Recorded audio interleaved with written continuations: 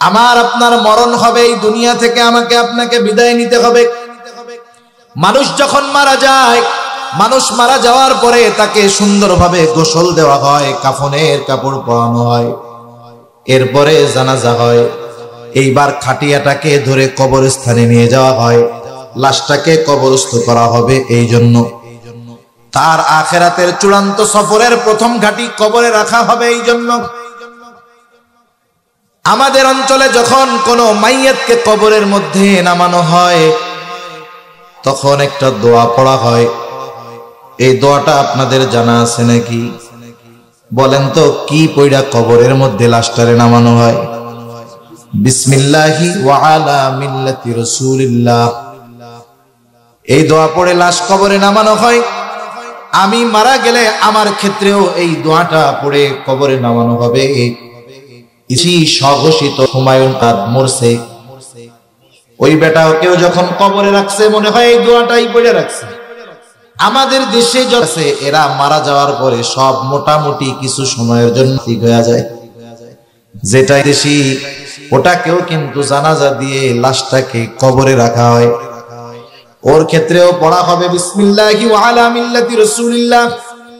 কিন্তু বাস্তবতা হলো দল করে আরেকটা, স্লোগান দেয় আরেকটা। বলেন তো, তাইলে পিটানি আছে না নাই? আছে না? মনে করেন দল করে একটা, স্লোগান দেয় আরেকটা, তাহলে তো পিটানি আছে। এই দোয়াটা ওই ব্যক্তির সাথে সমন্বয় থাকতে হবে, অ্যাডজাস্ট থাকতে হবে, নাহলে হবে না। আমরা কি বলি এই দোয়ার মধ্যে? বুজুর্গানে দিন বলেন, এই দোয়াটার মধ্যে আমরা বলি, আল্লাহ আপনার নামে এমন এক ব্যক্তিকে এখন কবরস্থ করতেছি, কবরে রাখতেছি, যার গোটা হায়াত, গোটা জীবন সুন্নতের উপরে পরিচালিত হয়েছে। সে যখন মারা গেছে সুন্নাতের উপরে মরছে, সর্বশেষ তাকে যখন কবরে রাখতেছি, এই অবস্থায়ও সে সুন্নাতের উপরেই আছে। দেখা গেল এই কথা বলে সুন্নাতের কোনো বালাই নাই। এখন বলেন তো, এই দোয়াটা এই ব্যক্তির ব্যাপারে সত্য হবে নাকি মিথ্যা হবে? একটু নিজে নিজে চিন্তা করেন। হায়াত কোন সময় শেষ হয়ে যায় বলা যায় না। বুড়া হইলেই যে মানুষ মরবে বিষয়টা এমন না। বর্তমান দুনিয়ার সমীকরণ, বুড়া মানুষের চাইতে যুবক তরুণদের মৃত্যুর হার বেশি। হঠাৎ মৃত্যু হয়, মোটরসাইকেল অ্যাক্সিডেন্টে মারা যায়। আবার যুবক মানুষ স্ট্রোক করে মারা যায়। যুবক মানুষ হঠাৎ করে মারা যাচ্ছে, এর ঘটনা ঘটতেছে প্রতিনিয়ত। একটু নিজের কাছে নিজে মাঝে মধ্যে একটু চিন্তা করবেন যে আমি যদি এখন মারা যাই, আমাকেও তো এই দোয়াটা বলে কবরে রাখবে। আমার ক্ষেত্রে দোয়াটা সত্য হবে কিনা একটু মিলায় রাখবেন।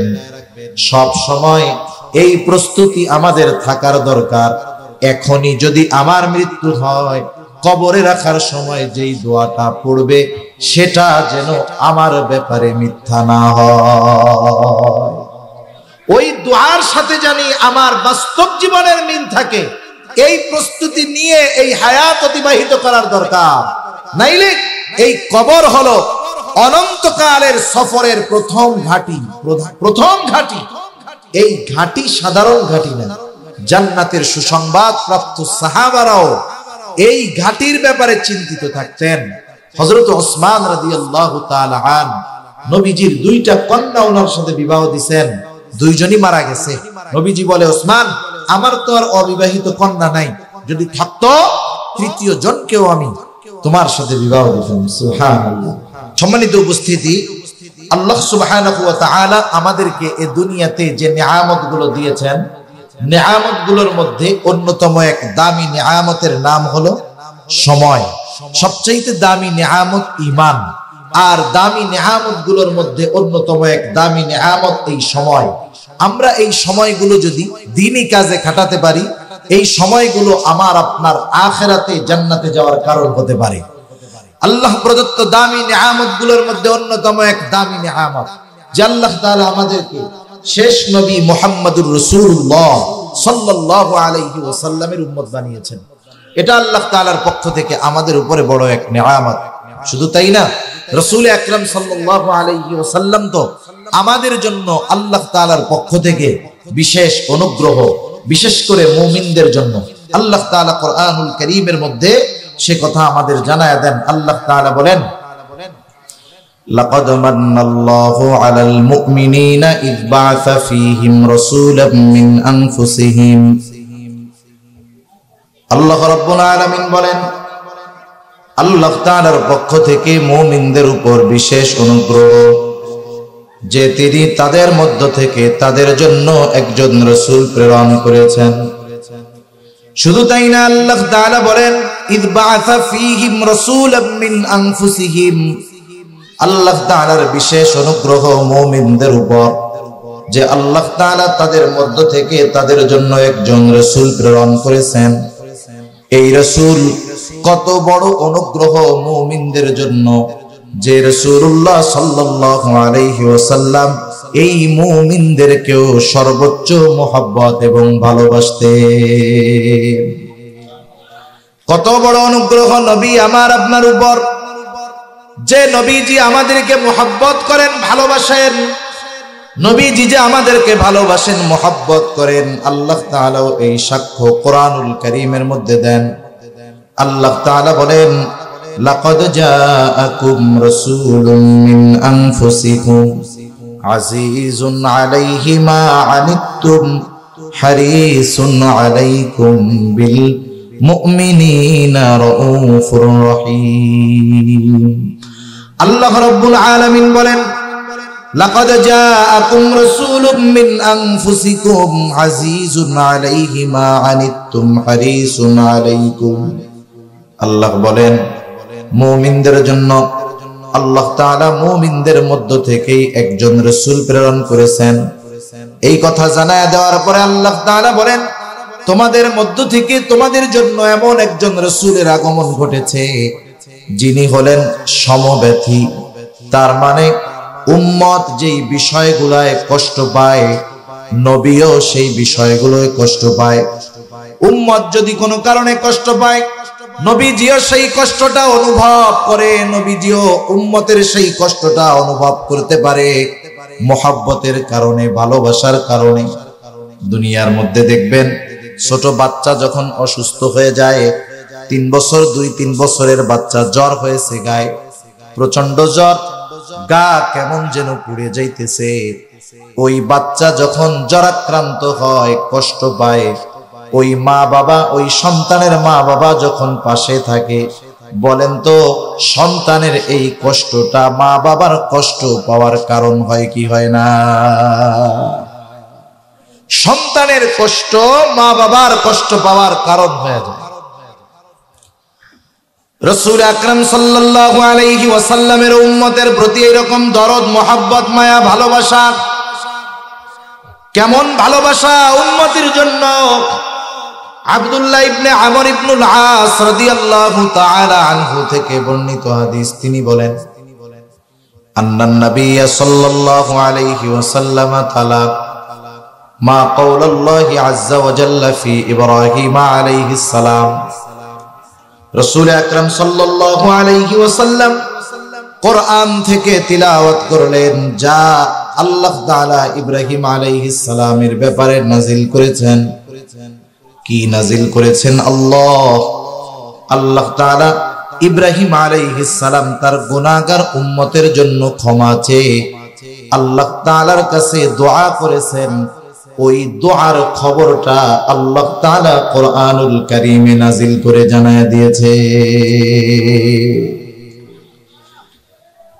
প্রত্যেকটা নবী তার উম্মতকে ভালোবাসে, উম্মত গুনাহগার হোক আর নেককার হোক।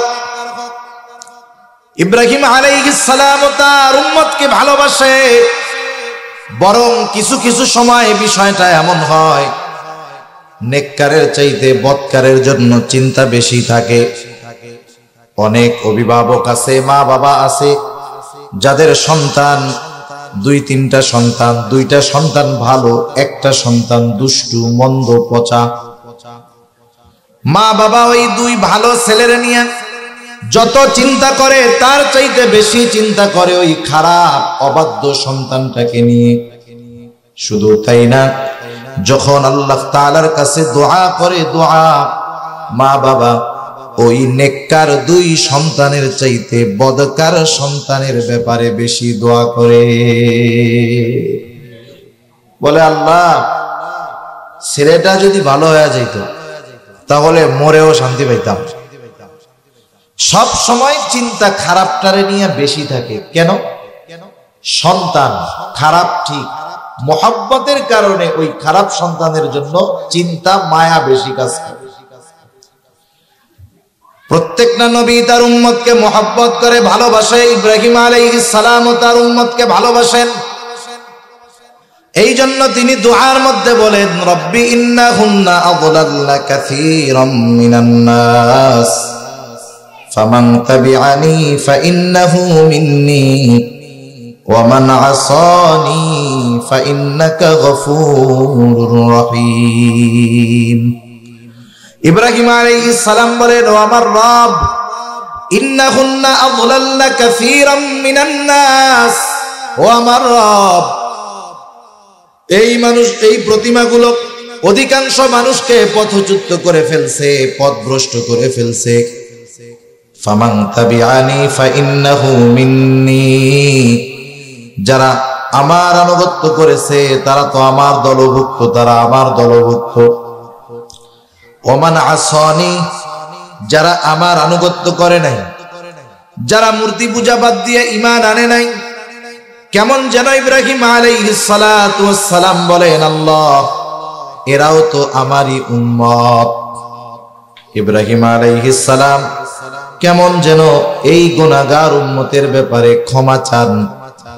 তিনি বলেন, আল্লাহ আপনি আমার এই গুনাহগার উম্মতগুলোকেও মাফ করে দেন। এজন্যই তিনি বলতেছেন, ফাইন্নাকা গফুরুর রহিম, যেহেতু যারা আমার আনুগত্য করে নাই, আপনি তো গফুর, আপনি তো রহিম, এরা তো আমারই উম্মত, আপনি আপনার গফুর গফফার রহিম রহমান নামের ওসিলায় আমার এই গুনাহগার উম্মত গুলাকেও আপনি মাফ করে দেন। ইব্রাহিম আলাইহিস সালাম কেমন যেন তার গুনাহগার উম্মতের ব্যাপারে আল্লাহ তাআলার কাছে ক্ষমা চাইতেছেন। وقال عيسى عليه الصلاة والسلام إن تعذبهم فإنهم عبادك।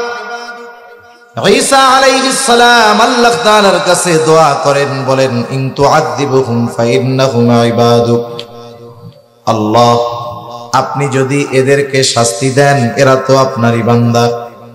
ওয়া ইন তাগফির লাহুম ফাইন্নাকা আনতাল আজিজুল হাকীম, আর আপনি যদি এদেরকে ক্ষমা কইরা দেন আপনি তো আজিজ, আপনি তো হাকিম, আপনি তো মহাপ্রজ্ঞাময়, মহাজ্ঞানী। ঈসা আলাইহিস সালাম কেমন যেন বলতেছে, আল্লাহ আমার এই গুনাহগার উম্মত এরা তো আপনারই বান্দা, আপনি এদেরকেও ক্ষমা কইরা দেন, কারণ আপনি মহাপ্রজ্ঞাময়, মহাজ্ঞানী, মহাপরাক্রমশালী। আপনি যদি এই গুনাহগার বান্দাগুলারে ক্ষমা করে দেন কেউ আপনার কাছে জিজ্ঞাসা করবে না, আল্লাহ আপনি কেন ক্ষমা করে দিলেন, কারণ আপনি তো মহাপরাক্রমশালী এক মহান সত্তা। তাই আপনি এই গুনাহগার উম্মত, আপনার বান্দা, আমার উম্মত, এদের মাফ করে দেন। অনেক সময় এমন হয় যে আপনার একটা জিনিস করতে হবে কিন্তু আপনার এটা মনে নাই, বাড়ির থেকে একটা জিনিস আনতে বলছে, বাজারে গেছেন, গিয়ে ভুলে গেছেন। অনেক সময় এমন হয় ওই কাজ যখন আরেকজন করে তখন আপনার আমার মনে পড়ে যায় যে এই কাজটা তো আমারও করার দরকার। এরকম হয় কি হয় না আপনাদের? হয়। রাসূলুল্লাহ সাল্লাল্লাহু আলাইহি ওয়াসাল্লাম যখন দুইজন নবী তার গুনাহগার উম্মতের ব্যাপারে আল্লাহ তাআলার কাছে ক্ষমা প্রার্থনার এই দোয়া, এই আয়াত তিলাওয়াত করলেন, নবীজির অন্তরেও তার গুনাহগার উম্মতের মায়া মোহাব্বতের কথা, দরদ স্মরণ হয়ে গেল। রাসূলুল্লাহ সাল্লাল্লাহু আলাইহি ওয়াসাল্লাম এইবার তার উম্মতের জন্য আল্লাহ তাআলার কাছে ক্ষমা প্রার্থনা শুরু করে দিলেন। হাদিসের মধ্যে আসছে, ফারাফা ইয়াদাইহি ওয়া ক্বালা আল্লাহুম্মা উম্মতি উম্মতি ওয়া বাকা। নবীজি দুই হাত উঁচু করে শুধু বলতেছে, আল্লাহুম্মা উম্মতি উম্মতি, আল্লাহ আমার উম্মত, আমার উম্মত, আর দুই চোখ দিয়ে অজর ধারায় পানি পড়তেছে। আল্লাহ রাব্বুল আলামিন যদিও সব জানেন নবীজি কি বলতে চায়, এরপরেও আল্লাহ তাআলা নবীজির জবান দিয়ে শুনতে চায়। জিবরাইল আলাইহিস সালামকে বলল, জিবরিল তুমি যাও মুহাম্মাদের কান্নার কারণটা জিজ্ঞাসা করে আসো। জিবরাইল আলাইহিস সালাম চলে আসলেন, এসে জিজ্ঞাসা করে, ইয়া রাসূলুল্লাহ আপনার কান্নার কারণটা কি? নবীজি এবার জিবরাইল আলাইহিস সালামকে উম্মতের ব্যাপারে সব কথা খুলে বললেন, উম্মতের ক্ষমার ব্যাপারে বললেন, এ টু জেড সব প্রাণ ভরা খুলে বলছে। জিবরাইল আলাইহিস সালাম আল্লাহ তাআলার কাছে গিয়ে নবীজির কথাগুলো জানাইলেন। যদিও আল্লাহ সব কিছু জানেন শুনেন, নবীজি জিবরিলকে বললেন, জিবরিল যাও মুহাম্মদকে গিয়ে জানায় দাও আমি তাকে অচিরেই তার উম্মতের ব্যাপারে সন্তুষ্ট করব, তাকে অসন্তুষ্ট করব না। রাসূলুল্লাহ সাল্লাল্লাহু আলাইহি ওয়াসাল্লামের উম্মতের প্রতি কেমন চিন্তা, কেমন দরদ। নবীজি উপমা দিতেন যে তোমাদের মধ্যে আর আমার মধ্যে উপমা হলো ওই ব্যক্তির ন্যায় যে আগুন জ্বালাইলো। আগুন জ্বালানোর পরে চতুর্দিক দিয়ে পোকা মাকড় এসে তার আগুনের মধ্যে ঝাঁপায় ঝাঁপায় পড়ে আর পুড়ে মরে। গ্রাম অঞ্চলে এখন অনেক সময় হয়, মাঝে মধ্যে দেখবেন শহরেও হয়। বিশেষ করে ফসলের সময় গ্রাম অঞ্চলে বেশি দেখা যায়। আলো পাইলেই চতুর্দিক দিয়ে পোকা মাকড় আলোটাকে ঘিরে ধরে। আগে যখন আগুন জ্বালানো হইতো ওই সময়ও পোকা মাকড় এসে আগুনের ওই চতুর্দিক দিয়ে ভিড় করতো, লাফায়া লাফায়া আগুনের মধ্যে পড়তো, পুড়ে এগুলো সব ভস্ম হইতো, মারা যাইতো। নবীজি বলেন, ওই লোকটা আগুন জ্বালাইলো, চতুর্দিক দিয়ে পোকা মাকড় এসে আগুনের মধ্যে আত্মহুতি দেয়, লাফায়া লাফায়া পড়ে, লোকটা হাত দিয়ে এগুলোকে সরাতে পারে না। নবীজি বলেন, তোমাদেরকে আমি কোমর ধরে ধরে জাহান্নামের দিক থেকে টেনে আনি, আর তোমরা শক্তি খাটায়া আমার হাত থেকে ছুটে তোমরা ওই দিকেই দৌড়ে চলে যাও। কতটুকু দরদ থাকলে, মায়া থাকলে নবীজি এরকম উপমা দিতে পারে। শুধু তাই না, কেমন দরদ নবীজির উম্মতের প্রতি। যেই উম্মতের দ্বারা নবীজি আঘাতপ্রাপ্ত হয়েছেন, যেই উম্মতের দ্বারা নবীজি আঘাতপ্রাপ্ত হয়েছেন, তাদের উপরেও নবীজি কখনো বদদুয়া দেন নাই, আল্লাহর কাছে বলেন নাই আল্লাহ এদেরকে শাস্তি দেন, সুযোগ থাকার পরেও বলেন নাই। বরং ক্ষমা এবং ক্ষমার যেই মহান উদারতা নবীজি প্রদর্শন করেছেন উম্মতের ব্যাপারে। রাসূলুল্লাহ সাল্লাল্লাহু আলাইহি ওয়াসাল্লাম যখন তারা ঈমান আনে না, নবীজি চলে গেছেন তায়েফ। তায়েফে যাওয়ার পরেও একই অবস্থা, নবীজির উপরে জুলুম অত্যাচার শুরু করে দিল। দলবদ্ধভাবে নবীজিকে পাথর নিক্ষেপ করতে শুরু করলো। যায়েদ রাদিয়াল্লাহু তাআলা আনহু নবীজির সাথে একা, তিনি ঠেকায় পারেন না। নবীজিকে পাথর দ্বারা এমন ভাবে জর্জরিত হয়ে গেছে, গা মুবারক রক্ত পড়ে পড়ে। নবীজি পথ চলতেন আর বলতেন, বলো লা ইলাহা ইল্লাল্লাহ তুফলিহু, তোমরা বলো লা ইলাহা ইল্লাল্লাহ, সফল হয়ে যাইবা। নবীজির কথা তো মানতই না, পাথর দ্বারা আঘাত করে নবীজিকে। আঘাতের পরিমাণ কতটা ছিল, নবীজির গা বেয়ে বেয়ে রক্ত বের হয়েছে। আয়েশা সিদ্দিকা রাদিয়াল্লাহু তাআলা আনহা নবীজির গায়ে একদিন দেখতে পাইলেন অনেক দাগ। নবীজিকে জিজ্ঞাসা করতেছে, ইয়া রাসূলুল্লাহ আপনার কি কখনো বসন্ত হয়েছিল নাকি? আপনার কি কখনো ফক্স হয়েছিল নাকি? নবীজি বলেন, না আয়েশা, আমার কখনো এরকম কিছু হয় নাই। তাহলে ইয়া রাসূলুল্লাহ আপনার গায়ে কিসের দাগ এইগুলা? নবীজি বলেন, ও আয়েশা, আমি যখন তায়েফের মানুষদেরকে দ্বীনের দাওয়াত দেওয়ার জন্য গেলাম, তারা আমাকে বুঝতে পারে নাই। তারা যেই পাথর আমাকে নিক্ষেপ করেছে, এই দাগ হলো তাদের নিক্ষিপ্ত পাথরের আঘাতের দাগ। নবীজিকে পাথর মারছে ছোট ছোট না, বড় বড় পাথর মেরেছে। আবার পাথরগুলো যে সমান গোল তাও না, পাথরগুলো ছিল চোখা এবং ধারালো, যার কারণে পাথরের আঘাতে গায়ে গর্ত হয়েছে, রক্ত বের হয়েছে এবং ওই দাগের চিহ্ন মুছে যায় নাই, থেকে গিয়েছে। কি পরিমাণ রক্ত নবীজির গা দিয়ে বের হয়েছে, গায়ের পোশাক পুরো ভিজে গেছে, পোশাক ভিজে রক্ত বেয়ে বেয়ে পড়ে, নবীজির জুতার মধ্যে রক্ত ঢুকে গেছে, রক্ত শুকায়া জুতা পায়ের সাথে আটকে গেছে। পড়ন্ত বিকালে নবীজি সাল্লাল্লাহু আলাইহি ওয়াসাল্লাম একটা আঙ্গুর বাগানের পাশে বিশ্রাম নিচ্ছেন, একটু আরাম করতেছেন। সাধারণভাবে যদি কেউ রক্তদান করে থাকেন বুঝে থাকবেন, 100 গ্রাম 150 গ্রাম 200 গ্রাম রক্ত যদি শরীর থেকে বাইর হয়, অনেক মানুষ রক্ত দেওয়ার পরে 2-4 ঘন্টা উঠতে পারে না, অনেকে মাথা ঘুরা দিয়ে পড়ে যায়। নবীজির গা দিয়ে এর চাইতে অনেক বেশি রক্ত পড়ছে, নবীজি ক্লান্ত শুয়ে আছেন। ইতিমধ্যে জিবরাইল আলাইহিস সালাতু ওয়াস সালাম হাজির।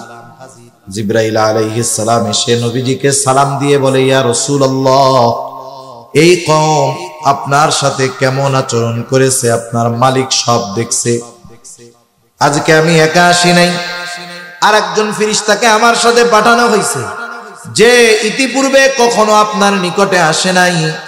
নবীজি বলেন, এইবার ওই ফেরেশতা আমার কাছে আসলো, আমাকে এসে সালাম দিয়ে বলতেছে, ইয়া রাসূলুল্লাহ, এই কওম আপনার সাথে কেমন আচরণ করেছে আপনার মালিক সব জানে। তিনি আমাকে আপনার আদেশ পালন করার জন্য পাঠিয়েছেন। আপনি যদি নির্দেশ দেন, 2 দিকের পাহাড় 2 পাহাড় দিয়ে তায়েফবাসীকে এমন ভাবে পিষে দেওয়া হবে যে তারা অস্তিত্বহীন হয়ে যাবে। এখানে যে একটা কওম ছিল, একটা সম্প্রদায় ছিল, এর কোনো চিহ্ন থাকবে না। নবীজি কি করলেন? আমরা হইলে কি করতাম? আমরা তো প্রতিশোধ পরায়ণ। 10 বছর আগে কেউ যদি আমাদেরকে চোখ গরম করে একটা ধমক দিয়ে থাকে, 10 বছর পর আমার যদি ক্ষমতা হয়, পাওয়ার হয়, আমি ওই 10 বছর আগের চোখ রাঙানোর প্রতিশোধ নেওয়ার জন্য অপেক্ষায় থাকি। আমি চিন্তা করি, আমার চোখ গরম করে ধমক দিছে, আমার তো এখন ক্ষমতা আছে, আমি এর চোখটারেই উঠায় দেব। নবীজি কি করলেন? তিনি একটু আরাম করতেছিলেন, নবীজি উঠা বসলেন। রাসূলুল্লাহ সাল্লাল্লাহু আলাইহি ওয়াসাল্লাম ওই ফেরেশতার কথার জবাবে বলেন, বাল আরজু আন ইয়াখরুজাল্লাহু মিন আসলাবিহিম মান ইয়াবুদুল্লাহ ওয়াহদাহু ওয়া লা ইউশরিকু বিহি শাইআ।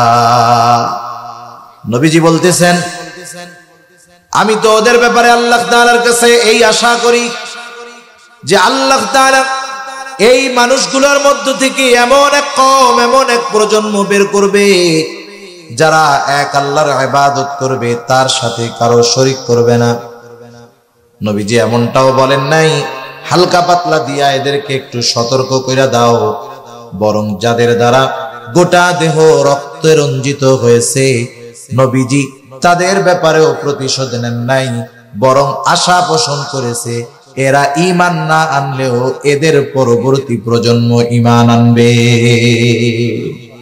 এজন্য নবীজির উম্মতের প্রতি ভালোবাসার প্রকাশ ওনার সামনে যারা ছিল, শুধু যে তাদের ক্ষেত্রে হয়েছে তা নয়, কিয়ামত পর্যন্ত যত উম্মত আসবে নবীজি তাদের সকলকে ভালোবাসার বহিঃপ্রকাশ ঘটায় গেছেন। সুবহানাল্লাহ। যারা আসছে তাদেরও ভালোবাসেন, যারা কিয়ামত পর্যন্ত আসবে নবী তাদেরকেও ভালোবাসেন। রাসূলুল্লাহ সাল্লাল্লাহু আলাইহি ওয়াসাল্লাম একদিন সাহাবায়ে কেরামের সাথে পথ চলতেছেন, নবীজির সাথে সাহাবায়ে কেরাম।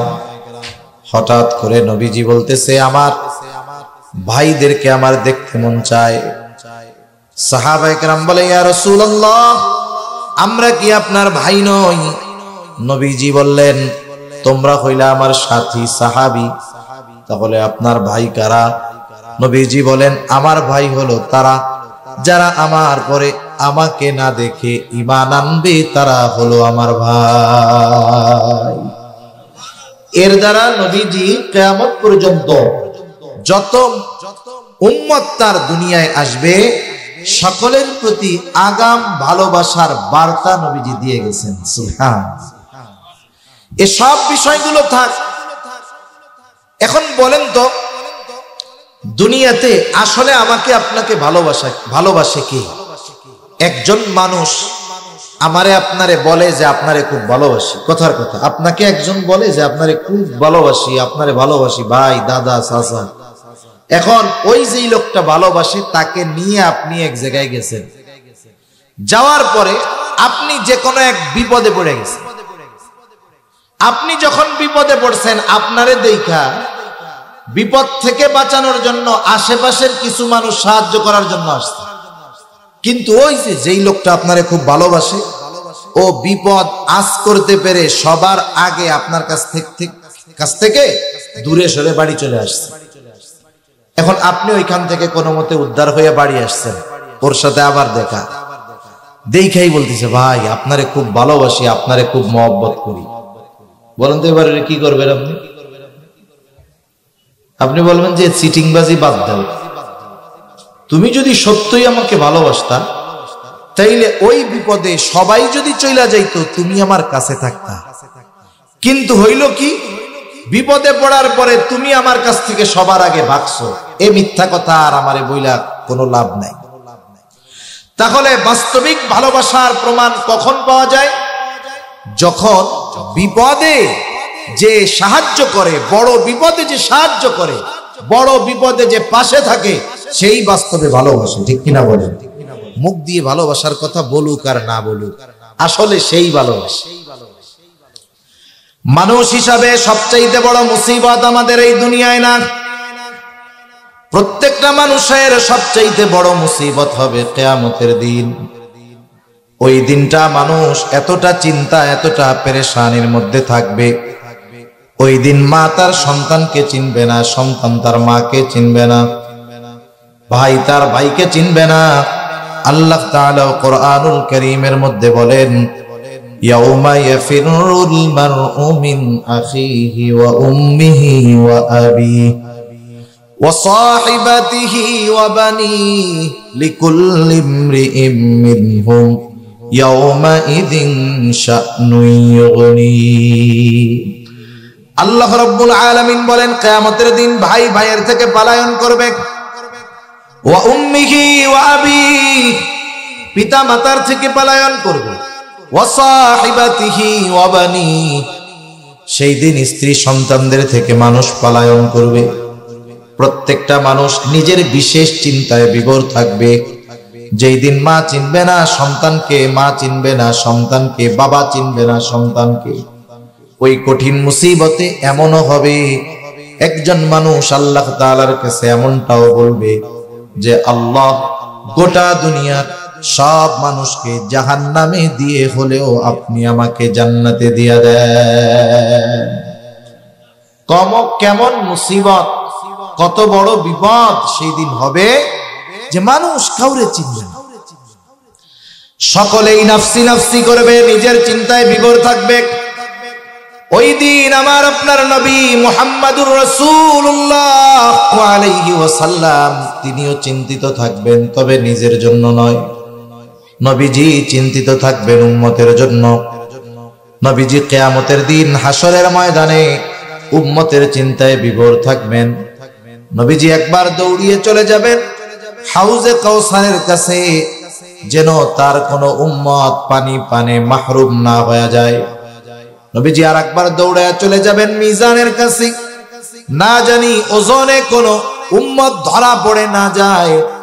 নবীজি আবার আর একবার দৌড়ে চলে যাবেন পুলসিরাতের কাছে, না জানি তার কোনো উম্মত পুল পাড়ি দিতে ব্যর্থ হয়ে যায়। আবার দৌড়ে চলে যাবেন জাহান্নামের কাছে, না জানি তার কোনো উম্মত জাহান্নামের মধ্যে দিয়ে দেয়। আবার যখন উম্মতের সুপারিশের প্রয়োজন হবে, আল্লাহর কুদরতি কদমে আল্লাহ রাব্বুল আলামিনের নবী আমাদের জন্য সুপারিশ করতে হাজির হয়ে যাবে।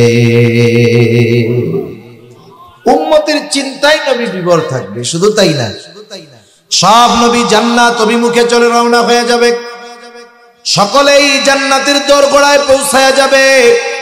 জান্নাতের দরজা বন্ধ, জান্নাতের দরজা খোলা হবে না। জিজ্ঞাসা করা হবে কেন খোলা হয় না? জবাব আসবে, যিনি আসলে খোলা হবে তিনি আসেন নাই। তিনি কে? তিনি হলেন মুহাম্মাদুর রাসূলুল্লাহ সাল্লাল্লাহু আলাইহি ওয়াসাল্লাম। কোথায় তিনি এখনো হাসরের ময়দানে। কি করবেন? যতক্ষণ না নবী তার ওই উম্মত যার যাররা পরিমাণ ঈমান আছে তার ব্যাপারেও আল্লাহ তাআলার কাছ থেকে জান্নাতের নিশ্চয়তা নবীজি যতক্ষণ না পাবেন ততক্ষণ নবী নিজে জান্নাতে প্রবেশ করবে না। তাহলে আমাকে আপনাকে, আমার আপনার নবী, আমার মা বাবা কি স্বয়ং আমার চাইতেও নবী আমাকে বেশি ভালোবাসে, আমাদের চাইতেও নবী আমাদের বেশি ভালোবাসে। আমরা জাহান্নামের দিকে দৌড়াই, আমাদের চিন্তা নেই, কিন্তু উম্মত জাহান্নামে যাবে, কষ্ট পাবে, নবীজি এটা ফিল করেন, অনুভব করেন। এজন্যই তো নবীজি সমব্যথী। রাসূল আকরাম সাল্লাল্লাহু আলাইহি ওয়াসাল্লামের ব্যাপারে এই জন্যই আল্লাহ তাআলা বলেন তিনি হলেন হারিসুন আলাইকুম, তোমাদের জন্য কল্যাণকামী, তিনি তোমাদের জন্য কল্যাণকামী। 2 নম্বর হারিসুন আলাইকুম, তিনি তোমাদের জন্য কল্যাণকামী। 1 নম্বর তিনি হলেন সমব্যথী, অর্থাৎ যেই জিনিসটা তোমাদের কষ্ট দেয় সেটা তাকেও কষ্ট দেয়। 2 নম্বর হারিসুন আলাইকুম, তিনি হলেন তোমাদের জন্য কল্যাণকামী। একটা উদাহরণ দিলে বুঝতে সহজ হবে। আমরা অনেক সময় চিন্তা করি কিছু জিনিস সংরক্ষণ করে রাখবো, এখন এটা খরচ করব না, এটা এখন জমায়ে রাখবো, অমুক সময় কাজে লাগতে পারে, ওই সময় কাজে আমরা এটাকে ব্যবহার করি। অনেক সময় দেখবেন মা আছে, দাদি আছে, স্ত্রী আছে, এনারা কিছু সম্পদ টাকা পয়সা আলাদাভাবে ওইটাকে সংরক্ষণ করে রাখে, কিছু কয় না। এখন দেখে স্বামীর মনটা খারাপ, কি ব্যাপার, কি হয়েছে? বলে যে এই মাসে বেতনটা এখনো পাই নাই, টাকা পয়সা, বাজারও শেষ, দোকান বাকি। এই যে স্বামী চিন্তিত, এই টাইমে স্ত্রী করে কি, ওই যে জমানো টাকা গুলাই না স্বামীর হাতে দিয়া বলে ধরেন, এগুলা আমি ওই যে বাজার থেকে আস্তে আস্তে জমায়ে রাখছি, আমিও চিন্তা করছি যখন আপনার কোনো সমস্যা হবে তখন আমি দিব, এজন্য জমায়ে রাখছিলাম, এই যে টাকাগুলা নেন। এটা তিনি কেন করলেন? তিনি স্বামীর কল্যাণকামী, এজন্য করছেন, ঠিক কিনা বলেন? নবীজি উম্মতের কল্যাণকামী, এই জন্য নবীজি জানেন উম্মতের জন্য কোন সময় কোনটা জরুরি। এই জন্য নবী এক হাদিসের মধ্যে বলেন আল্লাহ তাআলা প্রত্যেকটা নবীকে তার উম্মতের ব্যাপারে বিশেষ একটা দোয়া করার সুযোগ দিয়েছে। শুধু তাই না, ওই দোয়া কবুলের নিশ্চয়তাও আল্লাহ তাআলা দিয়েছেন। নবীজি বলেন সব নবী তার উম্মতের ব্যাপারে ওই দোয়াটা করে ফেলছে, আমি আমার ওই দোয়াটাকে সংরক্ষণ করে রেখেছি, জমা করে রেখেছি। কিয়ামতের দিন আমি আমার উম্মতের সুপারিশ হিসাবে ওই দোয়াটাকে আমি ব্যবহার করব। কারণ নবীজি জানেন যেহেতু এই দোয়া কবুল হওয়ার গ্যারান্টি আল্লাহ দিয়েছেন উম্মতের ব্যাপারে, তাহলে আমার উম্মতের জন্য এই দোয়াটা দুনিয়াতে নয় আখিরাতে পরকালে কাজে লাগবে বেশি। এজন্য নবী ওই দোয়াটা দুনিয়ায় না করে আখিরাতের জন্য জমা করে রাখছেন। সুবহানাল্লাহ। তাহলে নবীজি হলেন আমাদের জন্য সর্বোচ্চ কল্যাণকামী। 3 নাম্বার, 4 নাম্বার, এই দুইটা বিষয় হলো মুমিনদের জন্য স্পেশাল। এজন্য আল্লাহ তাআলা লাস্টে বলেন বিল মুমিনিনা রাউফুর রহিম। ওই নবী বিশেষ করে মুমিনদের জন্য হলেন রাউফ, মুমিনদের জন্য হলেন রহিম। রাউফ এটা আল্লাহ তাআলার গুণবাচক নামগুলোর মধ্যে একটা নাম, রহিম আল্লাহ তাআলার গুণবাচক নামগুলোর মধ্যে আরেকটা নাম। বলেন তো রাউফুর রহিম কে? একটু বলেন তো, জবান খুলে আরো জোরে বলেন কে? রাউফুর রহিম হলেন আল্লাহ। এই জন্য আল্লাহর গুণবাচক কোন নাম মানুষের শানে, মাখলুকের শানে ব্যবহার করা বৈধ নয়। আমাদের দেশে তো এমন পীর সাহেব আছে যার নামের আগে লকব এমন এমন দেওয়া, এত লকব কোন নবীর নাই। একেবারে আল্লাহর সাথে সম্পৃক্ত যেই শব্দগুলো, এগুলো পীরের নামে আগে লকব হিসেবে ব্যবহার করে। আছে আছে না নাই বলেন? বাংলাদেশে এক পীর আছে, তার নামের আগে 60-65টা লকব আছে। এই লকব গুলোর মধ্যে একটা লকব হলো সাহেবে কুন, নাউজুবিল্লাহ বলেন। সাহেবে কুন মানে বুঝেন, উনি এমন মানুষ শুধু বলেন হও সেটা সাথে সাথে হয়ে যায়। নাউজুবিল্লাহ। আল্লাহ তাআলা বলেন নিজের ব্যাপারে, আল্লাহ তাআলা জানায় দেন আমাদের, ইন্নামা আমরুহু ইযা আরাদা শাইআন আন ইয়াকুলা লাহু কুন ফায়াকুন। আল্লাহ তাআলা যেটা ইরাদা করেন, যেটা চান বা যেটা ইচ্ছা করেন, তিনি শুধু বলেন কুন, হও, ফায়াকুন, সেটা তৎক্ষণাৎ হয়ে যায়। তাহলে সাহেবে কুন কে? আরে জোরে বলেন না কে? আল্লাহ। অথচ ওনার নামের আগে লাগায় রাখছে এটা। আল্লাহ তাআলার গুণবাচক নাম যেগুলো, এগুলো আল্লাহর জন্যই খাস, এটা কোনো মানুষের জন্য হবে না। যেমন মনে করেন আমাদের দেশের প্রধানমন্ত্রী আছে না, বলেন তো প্রধানমন্ত্রীর নাম কি? শেখ হাসিনা কে? প্রধানমন্ত্রী। প্রধানমন্ত্রী তো ওনার নাম, এটা ওনার একটা সিফত। তাহলে যিনি প্রধানমন্ত্রী তিনি শেখ হাসিনা।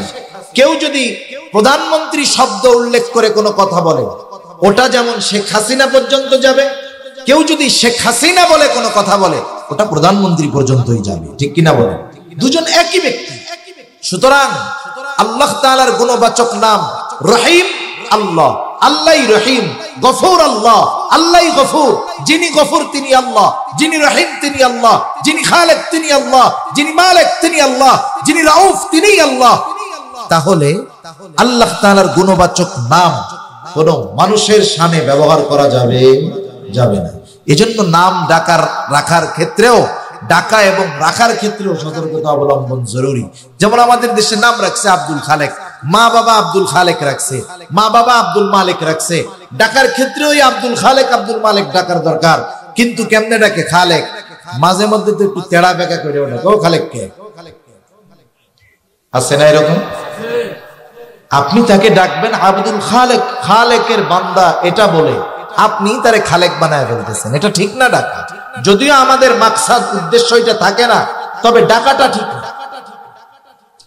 তাহলে একটু জবান খুলে বলেন তো রউফুর রহিম কে? দুনিয়ার কোন মানুষ কি রউফুর রহিম হতে পারে? হতে পারে না। কিন্তু ওই রউফুর রহিম আল্লাহ নবীজির তার উম্মতের প্রতি কেমন দরদ, কেমন মায়া, কেমন মোহাব্বত, কেমন ভালোবাসা, এটা বোঝানোর জন্য আল্লাহ তাআলা তার দুইটা গুণবাচক নাম রউফুর রহিম, এটা নবীজির শানে স্বয়ং আল্লাহ ব্যবহার করেছে।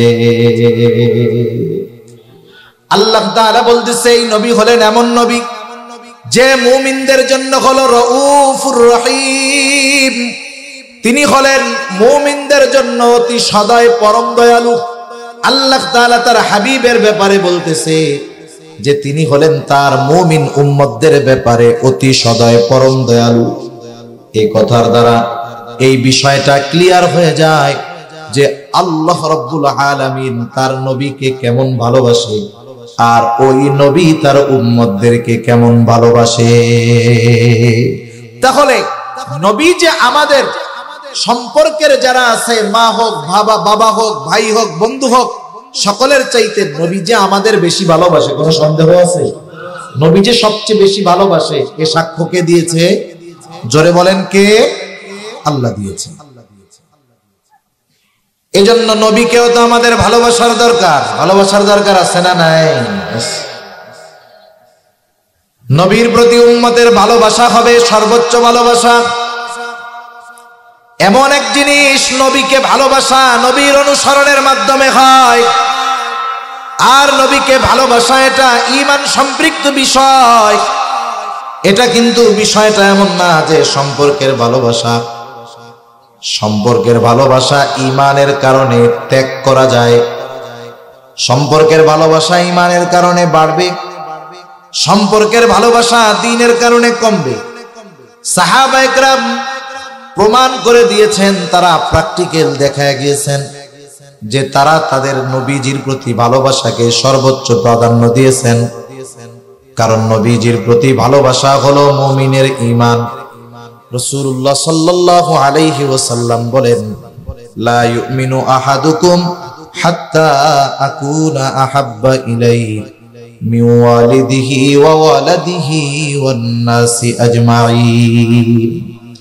নবীজি বলেন, তোমাদের মধ্যে কেউ ততক্ষণ পর্যন্ত মুমিন হতে পারবে না যতক্ষণ না সে তার পিতা মাতা সন্তান সন্ততি সকলের চাইতে আমি নবীকে বেশি ভালো না বাসবে। নবীজিকে সর্বোচ্চ ভালোবাসতে হবে, নিজের জীবনের চাইতেও বেশি।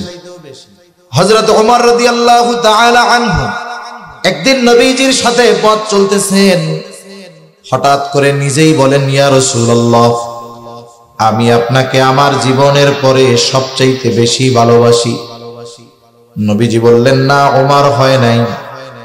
হযরত ওমর একটু পরে পুনরায় আবার বলেন, ইয়া রাসূলুল্লাহ, এই মুহূর্ত থেকে আমি আপনাকে আমার জীবনের চাইতেও বেশি ভালোবাসি। নবীজি এবার বললেন, হ্যাঁ ওমর, হয়েছে। তাহলে নবীজিকে সর্বোচ্চ ভালোবাসতে হবে, সেটা হবে নিজের জীবনের চাইতেও বেশি। এক সাহাবীর ঘটনা শোনাই আপনাদের।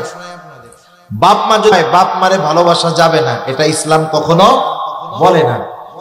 বরং বাপ মা যদি তাদেরকে বাবা মা হিসাবে ভালোবাসতে হবে, এটা ইসলামের নির্দেশ।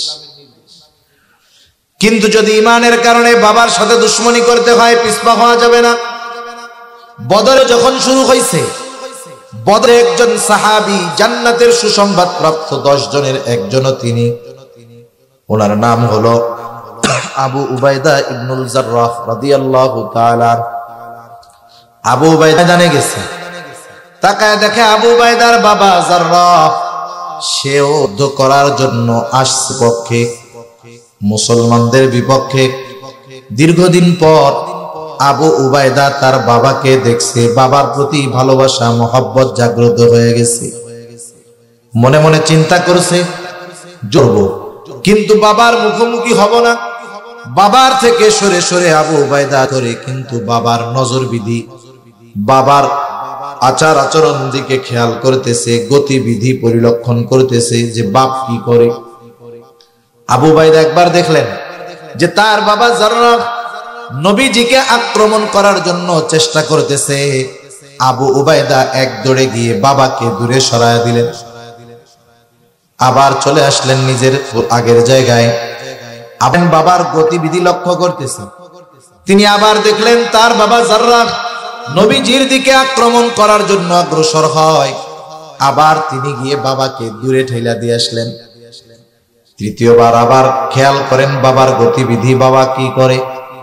দেখলেন আবার আক্রমণ করার জন্য অগ্রসর হইতেছে। এইবার আর আবু উবাইদা এটাকে বরদাস্ত করলেন না, নিজে গিয়া নিজের হাতে নিজের বাবাকে দুনিয়া থেকে বিদায় করে দিলেন। বাবাকে শেষ করে দিছে ছেলে, শেষ হয়েছে। মুসলমানরা তো জিতেছে, জয়ী হয়েছে, কাফেররা পরাজিত হয়েছে। কিন্তু ইতিহাস তো এরকম নাই। ময়দানে বাপরে শেষ করে দিছে, খোসা মারা কথা শুরু করে দিয়েছে। দেখ মোহাম্মদ কি শিখাইছে, উম্মত দেখ কি সন্ত্রাস। ছেলে বাপরে সাইজ করে দিছে। এখন বলেন তো, গাজার টাকার জন্য, নেশার টাকার জন্য, মোটরসাইকেলের টাকার জন্য? আমাদের দেশে তো নেশার টাকার জন্য বাপকে হত্যা করছে, এরকম ঘটনা অনেক আছে। মাকে হত্যা করছে অনেক আছে। মোটরসাইকেলের টাকা দেয় নাই বাবা, হত্যা করে ফেলছে, এরকম ঘটনা দেশে আছে না নাই? ওনারা কেন হত্যা করছে? এখন নবীজিও চুপ, সাহাবায়ে কেরামও চুপ, কিছু কইতে পারে না কি ঘটনা ঘটে গেল। এরকম তো হবে চিন্তাও করেনি। দুনিয়ার মানুষ খোসা কথা কইতেছে। আর আল্লাহ তাআলা ওহী নাজিল করছেন আবু উবাইদার এই ঘটনাকে কেন্দ্র করে। সুবহানাল্লাহ। আল্লাহ তাআলা বলেন, লা তাজিদু কওমান ইউমিনুনা বিল্লাহি ওয়াল ইয়াউমিল আখির ইউআদ্দুনা মান হাদ্দাল্লাহা ওয়া রাসূলাহু ওয়ালাউ কানু আবাআহুম আও আবনাআহুম আও ইখওয়ানাহুম আও আশীরাতাহুম উলাইকা কাতাবা ফি কুলুবিহিমুল ঈমান ওয়া আইয়াদাহুম বিরূহিম মিনহু ওয়া ইউদখিলুহুম জান্নাতিন তাজরি মিন তাহতিহাল আনহারু খালিদিনা ফিহা রাদিয়াল্লাহু আনহুম ওয়া রাদু আন উলাইকা হিজবুল্লাহ আলা ইন্না হিজবাল্লাহি হুমুল মুফলিহুন। আল্লাহ রাব্বুল আলামিন বলেন, আপনি এমন কোন সম্প্রদায়কে পাবেন না যারা আল্লাহর প্রতি, আখিরাতের প্রতি ঈমান আনছে, যে তারা ইউআদুনা মান হাদ্দাল্লাহ ওয়া রাসূলাহ, ওই সমস্ত লোকদের সাথে তারা সম্পর্ক রাখে যারা আল্লাহ এবং রাসূলের প্রতি বিদ্বেষ পোষণ করে। এই মুমিনরা আল্লাহ এবং রাসূলের প্রতি বিদ্বেষ পোষণকারীদের সাথে সম্পর্ক রাখে না। ওয়ালাউ কানু আবাআহুম, ওই বিদ্বেষ পোষণকারী যদি ওই ঈমানদারের বাবাও হয়, বাবা হলেও সম্পর্ক রাখে না, সন্তান হলেও রাখে না, ভাই হলেও রাখে না, বংশ জ্ঞাতি যে হয় হোক, কারোর সাথে তারা সম্পর্ক রাখে না। প্রয়োজনে ঈমানের জন্য, আল্লাহর জন্য যদি বাবার বিরুদ্ধে অস্ত্র ধারণ করতে হয় তারা সেটাও করে। সুবহানাল্লাহ। রাসূল আকরাম সাল্লাল্লাহু আলাইহি ওয়াসাল্লামের প্রতি সাহাবা একরামের মহব্বত এরকম ছিল। সেজন্য নবীজি আমাদের ভালোবাসেন সাধারণ যুক্তি বলে। নবীজি এত ভালোবাসেন, আমাদেরকেও নবীজিকে সর্বোচ্চ ভালোবাসার দরকার আছে না নাই? একটু জোরে বলেন না, আছে না নাই? যেহেতু আল্লাহর ঘোষণার মাধ্যমে জানলাম নবীজি আমাদের ভালোবাসেন, তাহলে নবীজিকেও আমাদের ভালোবাসার দরকার।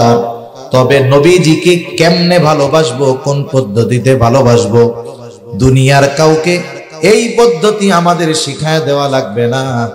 নবীজিকে ভালোবাসার পদ্ধতি স্বয়ং আল্লাহ এবং তার রাসূলই আমাদের জানায় দিয়েছে। ওই পদ্ধতি অবলম্বন করলেই নবীকে প্রকৃত ভালোবাসা হবে, নইলে দুনিয়ার পদ্ধতি অবলম্বন করে বাস্তবে নবীকে ভালোবাসা হয় না। রাসূলুল্লাহ সাল্লাল্লাহু আলাইহি ওয়াসাল্লামও জানেন যে উম্মত চিন্তা করবে কেমনে ভালোবাসবে।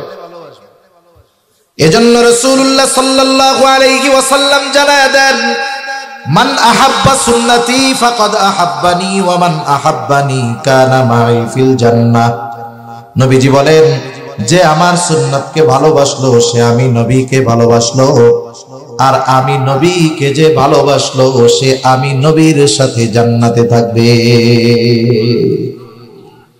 তাহলে নবীকে ভালোবাসার মাধ্যমে, সুন্নাতকে ভালোবাসার মাধ্যমে নবীকে ভালোবাসা হয়। নবীকে ভালোবাসলে নবীর সাথে জান্নাতে থাকা যায়, ঠিক কি না? এখন দেখেন, নবীর সাথে জান্নাতে থাকতে পারা এটা বড় সৌভাগ্যের ব্যাপার। নবীর সাথে যদি জান্নাতে থাকতে হয় তাহলে তো আগে জান্নাতে যেতে হবে। জান্নাতে যাইতে হইলে কি করণীয় নবীজি সেটাও বলেন। নবীজি বলেন, কুল্লু উম্মতি ইয়াদখুলুনাল জান্নাতা ইল্লা মান আবা। নবীজি বলেন, আমার সব উম্মত জান্নাতে যাবে, আবা উম্মত ছাড়া। জিজ্ঞাসা করা হলো, ইয়া রাসূলুল্লাহ, আবা উম্মত কারা? নবীজি বলেন, মান আতাআনি দাখালাল জান্নাহ ওয়া মান আসানি ফাকাদ আবা। যে আমার অনুসরণ করবে সে জান্নাতে প্রবেশ করবে, আর যে আমার অনুসরণ করবে না সে আবা উম্মত, সে জাহান্নামে যাবে। এই দুই হাদিসের সমন্বয় যদি করা হয় তাহলে মূল কথা বের হয় যে নবীর সুন্নাতকে মুহাব্বতের সাথে অনুসরণ করবে সে নবীর সাথে জান্নাতে থাকবে। সুবহানাল্লাহ। শুধু তাই না, নবীর অনুসরণের মাধ্যমে আল্লাহর ভালোবাসা পাওয়া যায়। মুমিন তো আল্লাহ তাআলাকে সর্বোচ্চ ভালোবাসে। এক নম্বরে মুমিন সবচেয়ে ভালোবাসে আল্লাহকে, দুই নম্বরে এই নবীকে।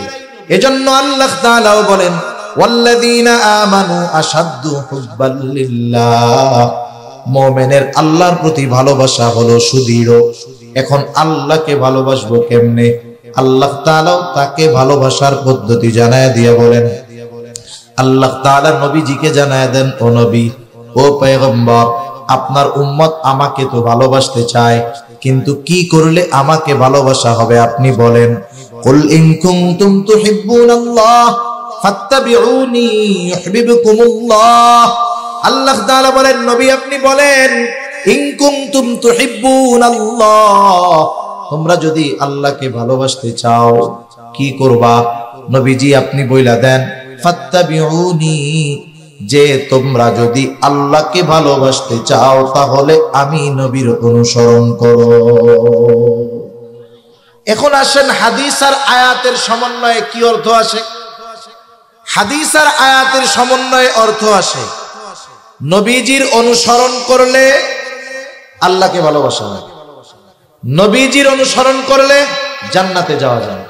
তার মানে আল্লাহকে ভালো না বাসলে জান্নাতে যাওয়া যাবে না, আল্লাহকে ভালোবাসা হবে নবীর অনুসরণের মাধ্যমে। কিন্তু নবীর অনুসরণ করলে কি আল্লাহ কি শুধু ভালোবাসা হবে? তা নয়, বরং আল্লাহ তো আমার আপনার নবীকে ভালোবাসা নিজের লকব, নিজের উপাধি নবীজির শানে দিয়ে দিয়েছেন। এজন্য আল্লাহ বলেন, হাবিব তারা যদি আপনার অনুসরণ করে আমাকে ভালোবাসা নিয়ে তাদের চিন্তা করা লাগবে না, আপনি বলে দেন আপনার অনুসরণ করার কারণে ইউহিব্বুকুমুল্লাহ, আল্লাহ তোমাদের ভালোবাসবে। সুবহানাল্লাহ। এখন আল্লাহ ভালোবাসলে লাভ কি? কষ্ট হইতেছে আপনাদের? অল্প সময়ের মধ্যে শেষ করে দিব।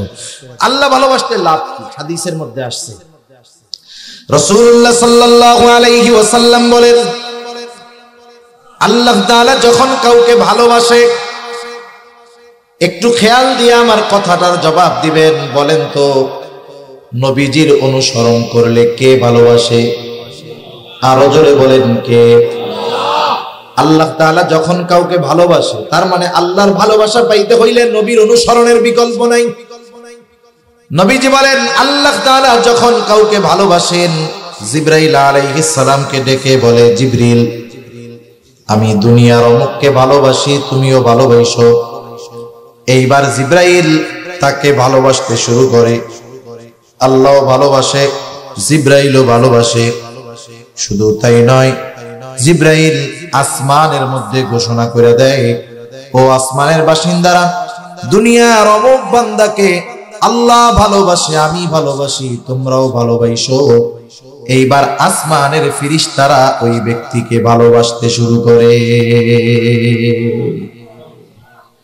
শুধু তাই না, নবীজি এরপরে বলেন, যখন আসমানের ফেরেশতারা ওই লোককে ভালোবাসতে শুরু করে, আল্লাহ রাব্বুল আলামিন দুনিয়ার মানুষের অন্তরের মধ্যে ওই ব্যক্তির ভালোবাসা আর গ্রহণযোগ্যতা আল্লাহ তাআলা সৃষ্টি করে দেয়। তাহলে আল্লাহর ভালোবাসা পাওয়ার মাধ্যমে দুনিয়ার মানুষের প্রকৃত ভালোবাসা পাওয়া যায়। মনে রাখবেন, দুনিয়ার মানুষ দুই ভাবে মানুষকে ভালোবাসে। কয়ভাবে? দুই ভাবে। একটা হলো তার অর্থ, পদ, পদবি, জাগতিক সম্মানের কারণে তাকে ভালোবাসে। আরেকটা হলো আল্লাহ প্রদত্ত নিঃস্বার্থে সে ভালোবাসে। আমি একটা উদাহরণ দিই। এই নির্বাচনের সময় নির্বাচন কেন্দ্রিক রাজনৈতিক কোনো আলোচনা নয়, এটা এমনি বোঝানোর জন্য বলতেছি। যেমন গত বছর যিনি নৌকা পাইছেন, এবছর তিনি নৌকা পান নাই, কারণ উপর থেকে নমিনেশন দেয় নাই, তাই না? এবার তিনি স্বতন্ত্রতে দাঁড়াইছেন। এরকম হয়েছে না অনেক জায়গায়? এটা আমাদের অনেক দেখা ঘটনা এরকম আছে। তিনি একজন সম্মানিত লোক, গত বছর এমপি ছিলেন, এই বছর উনি নৌকা পান নাই, উনি আরেক মার্কা নিয়ে নির্বাচন করতেছে। এক মাস আগেও ওনার পিছনে যারা ছাগলের বাচ্চার মতো দৌড়াইতেছে, এক মাস পরে মার্কা আর পদ না থাকার কারণে তারাই ওনারে পিটাইয়া, গাড়ি ভাঙ্গা, লাঠি দিয়া পিটাইয়া, হাত পা ভাঙ্গা হাসপাতালে পাঠাই দিতেছে। তাহলে দেখেন, এক মাস আগে তার প্রতি ওই লোকগুলোর ভালোবাসা ছিল না? বলেন তো, এই ভালোবাসা কি আসল ভালোবাসা নাকি পদ পদবীর ভালোবাসা? আমরা জাগতিক যেই ভালোবাসাগুলো অধিকাংশ ক্ষেত্রে পাই, এটা পদ পদবী পাওয়ার ক্ষমতার ভালোবাসা, এটা অস্থায়ী। ভাল লাগে না, কিন্তু পদ আছে, সালাম দেয় আসসালামু আলাইকুম, পেছনে যাওয়ার পরে কয় ক্ষমতাটা যাক, সব কয়টা সালাম জুতা দিয়ে পিটাইয়া উসুল করব। এরকম ভালোবাসা পেয়ে আমরা মনে করি আমরা অনেক কিছু পেয়ে গেছি। কিন্তু এ দুনিয়াতে কিছু আল্লাহর বান্দা আছে যাদের প্রতি মানুষের নিঃস্বার্থ ভালোবাসা আছে, ঠিক না? যেমন মনে করেন শাইখুল হাদিস আল্লামা আজিজুল হক রাহমাতুল্লাহি আলাইহি, নাম শুনছেন না আপনারা? আজিজুল হক রাহমাতুল্লাহি আলাইহি, থানা যা হয় হোক, আপনাদের জেলার মানুষ তো নাকি? বলেন তো, আজিজুল হক রাহমাতুল্লাহি আলাইহি কে ভালোবাসেন না? আছেন নি দু একজন এই জায়গায় যারা চিনেন, ভালোবাসেন? আছেন কেউ? এরকম কেউ নাই। যে চিনে তার প্রতি একটা শ্রদ্ধাবোধ, তার প্রতি একটা ভালোবাসা আছে। কেন? ওনার পোলারা কি আমাকে নিয়ে চাটা খাওয়াইছে নাকি? খাওয়াই নেই। কেন? ভালোবাসা কেন? কারণ আল্লামা আজিজুল হক আসমানওয়ালার ভালোবাসা অর্জন করতে পেরেছে, ফেরেশতাদের ভালোবাসা অর্জন করতে পেরেছে। এজন্য এই দুনিয়ার যেই মানুষই তাকে চিনে একটা শ্রদ্ধাবোধ, ভালোবাসা অন্তরে জাগ্রত হয়ে ওঠে। ঠিক কিনা বলেন?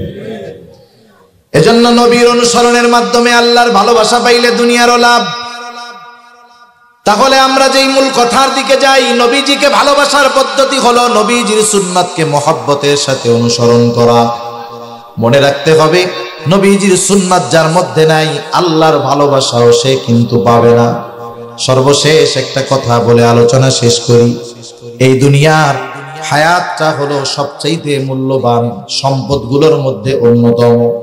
এই মূল্যবান সম্পদ প্রতিনিয়ত আমরা খরচ করতেছি, ব্যয় করতেছি।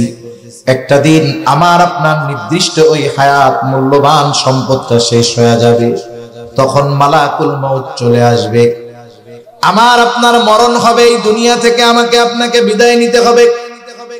মানুষ যখন মারা যায়, মানুষ মারা যাওয়ার পরে তাকে সুন্দরভাবে গোসল দেওয়া হয়, কাফনের কাপড় পরানো হয়, এরপরে জানাজা হয়।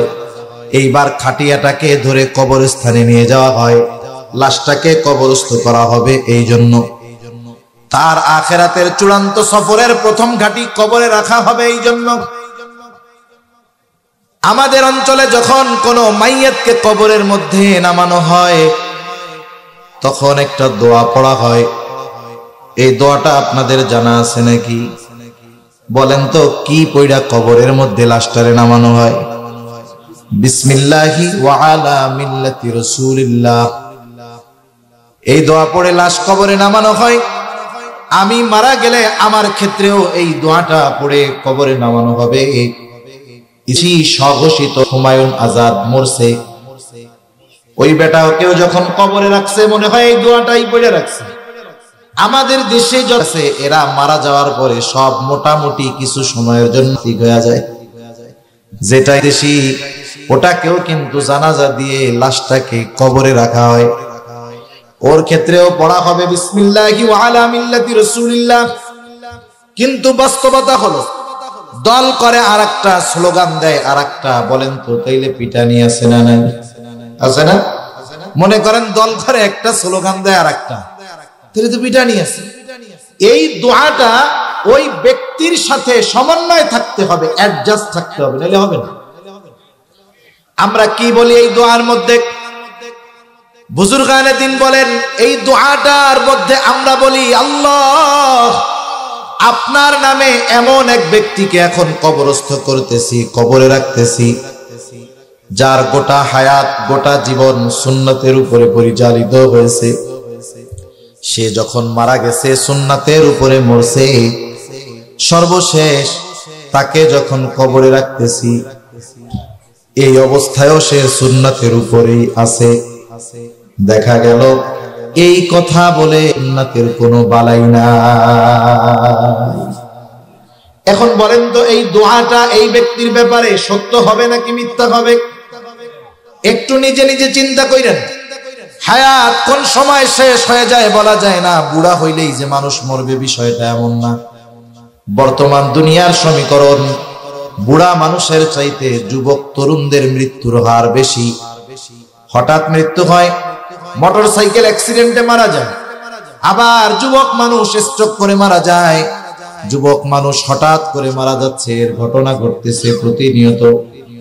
একটু নিজের কাছে নিজে মাঝে মধ্যে একটু চিন্তা করবেন যে আমি যদি এখন মারা যাই, আমাকেও তো এই দোয়াটা বলে কবরে রাখবে। আমার ক্ষেত্রে দোয়াটা সত্য হবে কিনা একটু মিলায় রাখবেন। সব সময় এই প্রস্তুতি আমাদের থাকার দরকার। এখনই যদি আমার মৃত্যু হয়, কবরে রাখার সময় যেই দোয়াটা পড়বে সেটা যেন আমার ব্যাপারে মিথ্যা না হয়। ওই দোয়ার সাথে জানি আমার বাস্তব জীবনের মিল থাকে। এই প্রস্তুতি নিয়ে এই হায়াত অতিবাহিত করার দরকার। নাইলে এই কবর হলো অনন্তকালের সফরের প্রথম ঘাঁটি।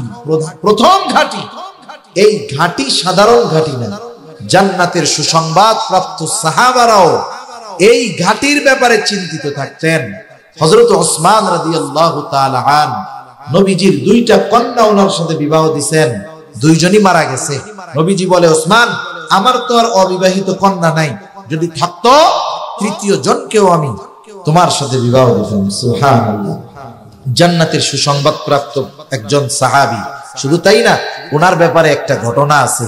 আমি যেহেতু ঘটনাটা মনে আসলো, ঘটনাটা বইলে আমি আলোচনা শেষ করে দিব 5-7 মিনিটের মধ্যে। যখন সাহাবায়ে কেরাম গেছে, স্বাভাবিক আবহাওয়া, মদিনা একটু পরিবর্তন থাকবে, স্বাভাবিক বিষয়। আর মানুষের সবচেয়ে কষ্টের বিষয়টা ছিল পানি। মুসলমানের কাছে পানি পান করার জন্য সুপেয় পানি নাই। যেই কয়েকটা কুয়া আছে, কুয়ার পানি লবণাক্ত, পান করার অনুপযুক্ত। আর মিষ্টি পানির কুয়া, এটার মালিক হলো একজন, সে মুসলমানদেরকে ঠিকমতো পানিটা দেয় না। নবীজির কাছে অভিযোগ আসলো, ইয়া রাসূলুল্লাহ, আমাদের তো খাওয়ার পানির বড় কষ্ট হইতেছে, ইয়া রাসূলুল্লাহ, পানির জন্য অনেকে অসুস্থ হয়ে যাইতেছে। যেটা সুপেয় মিষ্টি পানির কুয়া, সেটার মালিক সে ঠিকমতো মুসলমানদের পানি দেয় না, ইয়া রাসূলুল্লাহ, খুব কষ্টে আছি আমরা। উপস্থিত সাহাবায়ে কেরামের সামনে নবীজি ঘোষণা করলেন, তোমাদের মধ্যে এমন কে আছো যে থেকে ওই কুয়াটা কিনে মুসলমানদের পানির সমস্যাটা দূর করে দিবা? সাহাবায়ে কেরাম তো এমন ছিলেন, নবীজির নির্দেশে নিজের সব সম্পদ নবীজির খেদমতে হাজির করতে তারা তৈরি ছিলেন। সাহাবায়ে কেরাম অনেকজন আশা করছে হয়তো আমি এই ফজিলত অর্জন করতে পারবো। কানে খবর চলে গেছে যে মুহাম্মদ সাল্লাল্লাহু আলাইহি ওয়াসাল্লাম এই ঘোষণাটা প্রদান করেছে। এবার চিন্তা করতেছে, তাইলে তো কাম সারা। মুহাম্মাদের উম্মত যারা, এরা জীবনের সর্বস্ব দিয়ে হলেও এই কুয়াটা কিনবে। এইবার বাজারে যেটার চাহিদা থাকে, দেখবেন কম দামি জিনিস হঠাৎ করে দামি হয়ে যায়, ঠিক কিনা? যখন মাস্কের ওয়াজ দিত, আমাদের মাস্ক বুঝতো না, যে মাস্ক পরতে হবে, কত ফার্মেসির মধ্যে 10-5-6 বছর আগের ওই মাস্ক পড়া থাকছে, কোনা দিয়ে প্যাকেট ইঁদুরেও কাইটা ফেলছে। যখন উনি এই খবর পাইছে রে মাস্ক ব্যবহার করতে বলছে, 50 পয়সা দিয়ে কেনা মাস্ক এক একটা 50 টাকা বিক্রি করছে। করে না এরকম করছে, চাহিদার কারণে দাম বেড়ে গেছে। চিন্তা করতেছে, সুযোগ পাইছি, যে কুয়া কেনার দাবি করে, অনেক গুণ বেশি দাম দাবি করে, কেউ কেনার মতো অ্যাবিলিটি নাই, কেউ কিনতে পারে না। হযরত ওসমান রাদিয়াল্লাহু তাআলা আনহুর কানেও খবর গেছে নবীজি এই কথা বলছে, কিন্তু সে কুয়ার দাম অনেক চায়, কেউ কিনতে পারে নাই। উসমান তো ধনী ছিলেন, বড় ব্যবসায়ী ছিলেন, কাছে গিয়া ব্ল্যাঙ্ক চেক দিয়ে দিছে, ব্ল্যাঙ্ক চেক। তার মানে বলতেছে, তুমি এই কুয়ার জন্য কত টাকা চাও? যা দাম চাইছে ওসমান রাদিয়াল্লাহু তাআলা আনহু সেই দামে কুয়াটা এর কাছ থেকে কিনে ওই কুয়া সকলের জন্য উন্মুক্ত করে দিয়েছে। নবীজির কাছে খবর আসলো, ইয়া রাসূলুল্লাহ, মুসলমানদের পানির কষ্ট শেষ, কেমনে হইল? বলে, আপনার জামাতা উসমান সে অনেক বেশি দাম দিয়ে কুয়া কিনে সকলের জন্য উন্মুক্ত করে দিয়েছে। নবীজি তখন ওই মজলিসের মধ্যে বলছে, শোনো, ওসমান এর কাছ থেকে কুয়া কিনে নাই, বরং ওসমান তার এই কর্মের মাধ্যমে আল্লাহ তাআলার কাছ থেকে জান্নাত কিনে নিয়েছে। এই মানুষটাও কবরের ব্যাপারে এত ভীত চিন্তিত ছিলেন, কান্না করতেন। জিজ্ঞাসা করা হইতো যে আপনি তো জান্নাতের সুসংবাদ পাইছেন, আপনি কান্না করেন কেন? নবীজি তখন ওসমান রাদিয়াল্লাহু তাআলা আনহু বলতেন, নবীজি তো আমাকে জান্নাতের সুসংবাদ দিয়েছে, কবরে আমার সাথে কেমন আচরণ করা হবে এটা তো আমাকে বলে নাই। ওই অনন্তকালের চূড়ান্ত সফরের প্রথম ঘাটি কবরে যদি আমাকে রাখা হয় আমার ব্যাপারে একটা মিথ্যা কথা দিয়ে, এটা আমার আপনার জন্য বড় দুর্ভাগ্যের ব্যাপার। এজন্য যেই নবী আমাদেরকে এত ভালোবাসেন, সেই নবীর ভালোবাসার প্রতিদান ঈমানি এই মুহাব্বত নবীজির প্রতি প্রদর্শন করতে গিয়ে সুন্নাতের উপরে যেহেতু চলতে হবে, দুনিয়ার মানুষ যদি সুন্নাতের উপরে চলার কারণে তিরস্কারও করে, পিছপা না হয়ে নবীর সুন্নাতের পরিপূর্ণ অনুসরণকারী হওয়া যাবে তো ইনশাআল্লাহ। শুনেন, দুনিয়াতে ভালো কাজ করতে গেলে বাধা আসবে, মানুষের কথা আসবে। এখন যুবক অনেক দাড়ি রাখেন। এখন কথা হইলো যে হুজুর দুনিয়া কি আর সুন্নাত নাই? আপনারা হুজুররা পাইছেন শুধু দাড়ির কথাই কথা। এখন দাড়ির সুন্নাতের কথা কেন বলে? বুজুর্গ উলামায়ে কেরাম বলেন, দাড়ি হলো এমন একটা সুন্নাত যেটা বাকি অনেক সুন্নাতকে সহজ করে দেয়।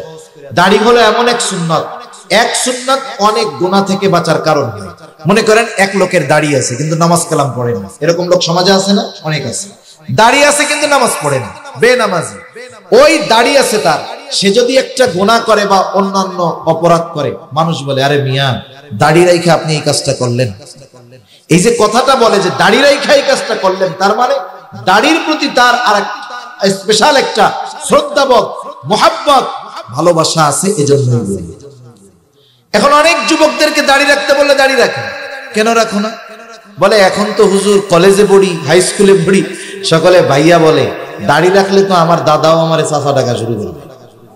বাসের মধ্যে দেখেন না অনেক দাড়িওয়ালা যারা আছে এরা বুঝবে তো, দেখা যাবে কন্ট্রাক্টর তার দাড়ি নাই কিন্তু মরতে কয়দিন বাকি, 70 বছর বয়স, ওই 20 বছর 25 বছরের এক যুবক তারা বলতেছে কাকা কাকা একটু পিছনে যান, পিছনে যান। অথচ দাদার বয়সী লোক দাড়ির কারণে কাকা বলতেছে। অনেকেই চিন্তা করে দাড়ি রাখে না যে হুজুর এখন আর ভাইয়া বলবে না, তাইলে আমার চাচা ডাকা শুরু করবে। আবার কতজন আছে লেখাপড়া শেষ, চাকরি বাকরি করে এখনো দাড়ি রাখে, নামাজ কালাম পড়ে, দাড়ি রাখো না কেন? বলে দাড়ি রাখলে ভালো মেয়েরা পছন্দ করবে না, বিবাহ শাদী ভালো হবে না। আপনারা আমার একটু বলেন তো, নবীজি 4টি বিষয় দেখে বিবাহ করতে বলেছে। কয়টি বিষয়? একটা হলো সৌন্দর্য, একটা হলো বংশ, একটা হলো সম্পদ। নবীজি বলেন এরপরে হলো দিন, তবে ফাগফার বিদাতি দিন, দিনকে প্রাধান্য দাও। দিনদারিত্ব আছে, বাকি 3টা নাই। বিবাহ যদি হয়ে যায় সবর করো, এই দিনদার মেয়ের থেকে হয়তো আল্লাহ এমন সন্তান দিবে যেটা তোমার চক্ষু এবং হৃদয়ের প্রশান্তির কারণ হবে, ঠিক কিনা বলেন?